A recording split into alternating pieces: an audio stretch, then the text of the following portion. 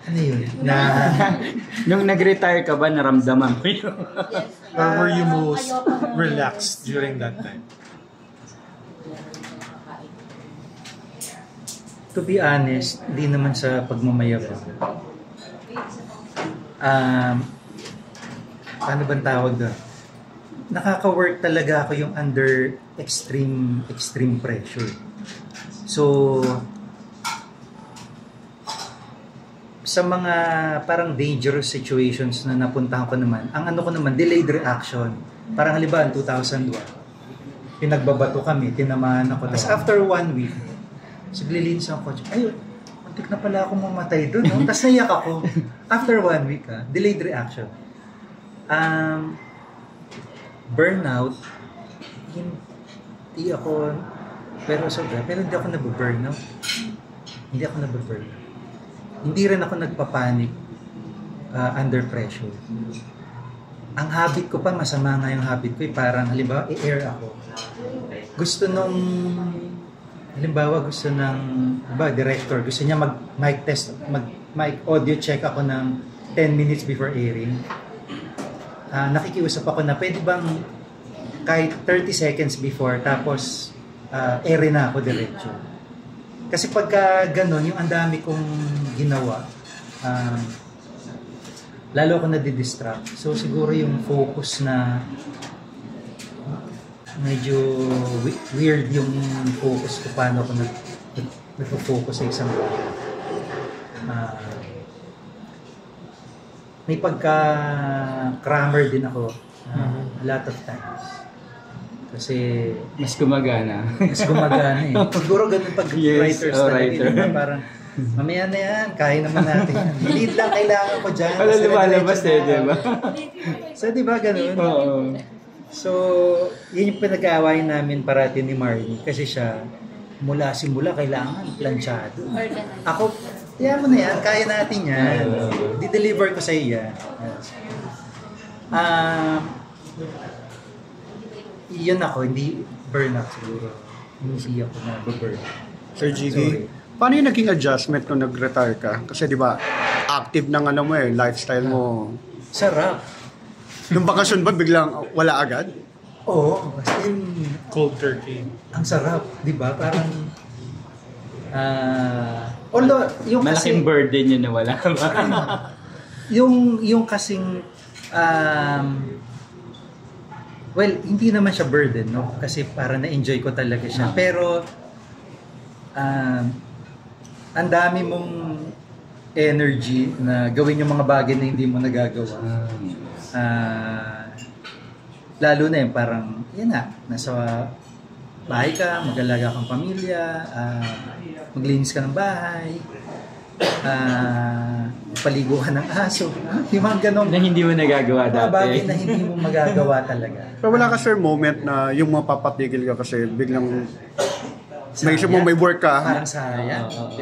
Na mismo, ganyan. Or magigising ka kasi, papasok ka, tapos malarealize, hindi nga pala ako nagtatrabaho. Hindi na nga pala ako papasok. Hindi ganun.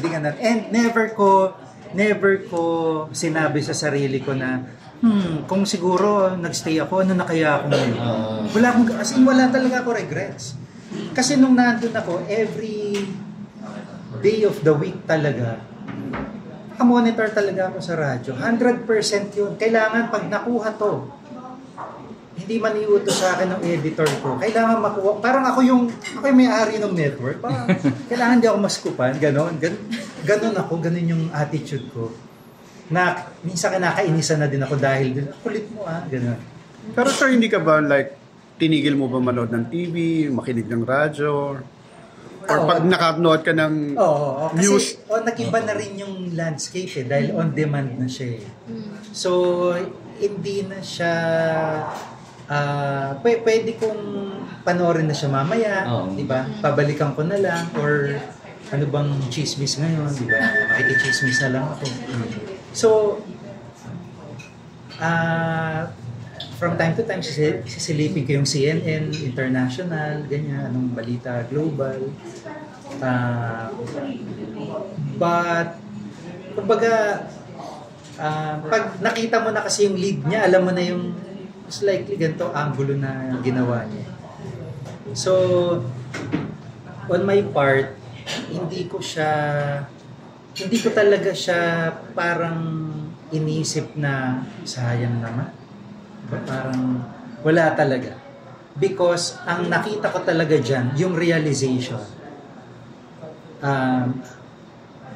The Lord really had to strip me bare to make me realize na ako pa rin to ha. Siya pa rin yung dapat masunod at the end of the day. Okay, nakuha mo lahat. Then ipaparealize ko sa iyo ano yung hindi mo nakukuha.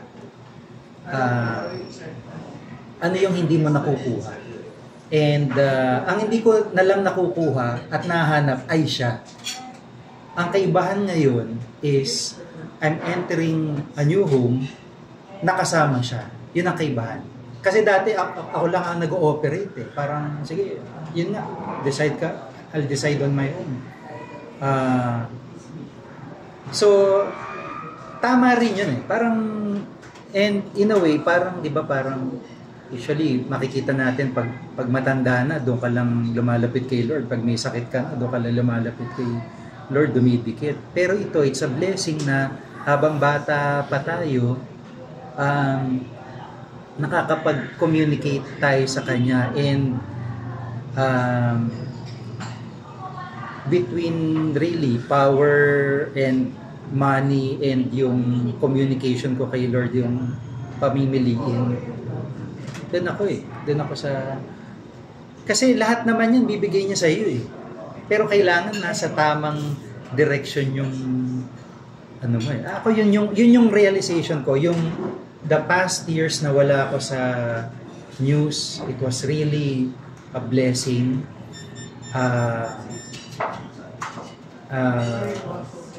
Ang pinakamalaking blessing doon, yung makilala ko, malaman ko ano ba talaga ang papel ng Diyos sa buhay mo.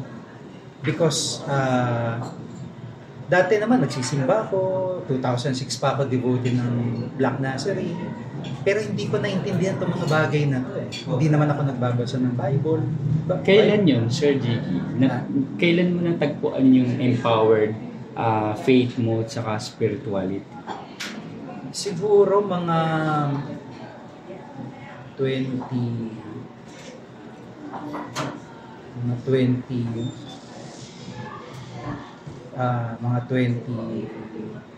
2018, 2019, mga gano'n.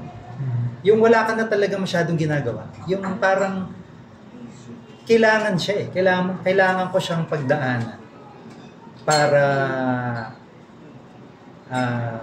may guide ko rin yung iba. Diba? Parang may guide ko rin yung iba. And yun nga, gaya ng mga sinasabi ko ng mga nakaraan. It's not really being religious, not really being preachy, pero kailangan natin sa buhay si Lord. Important siya. Kung may lesson na dapat natutunan din tayo, maraming lesson during the pandemic. Na marami tayong bagay na hindi kailangan na, di ba, pwede nating isang tabi. Pero sino ba yung talagang kinapitan na sana huwag naman ako, di ba, tayo magkasakit, huwag tayong masyado maapektuhan ng COVID. And true enough, kami naman dun sa ginagawa namin, yung pinoproduce na show na Agripreneur, naging way pa siya para makatulong sa mga farmers. Kaya sa akin, blessing yun. And so what do you want to people to anticipate now that you're in TV5? What would you bring to the table? What would people expect from you? I'm hoping na be able to do the stories that I do. Meaning yung mga stories na hindi siya traditional. Meaning, okay, if you see the lineup of the stories or the top story of the day, Ang style ko kasi pwede siyang nasa latter part ng lineup pero interesting siya. Pwede siyang parang side story lang pero may impact. Ganun kasi akong gumawa ng story. Parang hindi ko naman kailangan parating mag top story or mag headline. But kailangan mapakita lang natin yung tamang story and ma-share ko din na yung journalism is still a very interesting craft. Hindi siya dapat masapawan ng kung ano-anong materials na meron online, di ba? Because as it is, siya pa rin yung source natin ng mga totoong information, mga credible information. So, I hope na makapag-deliver ako ng malalaking stories, di ba? Hindi ko mapipredict kung kailan darating yung malalaking stories na yan. Pero once na naandyan yan, nasisense ko yung malaking story. Malalaman ko siya. Instinctively, alam ko yung story na malaki or lalaki pa lang. So, yun. Yun yung hope ko na madala on the table.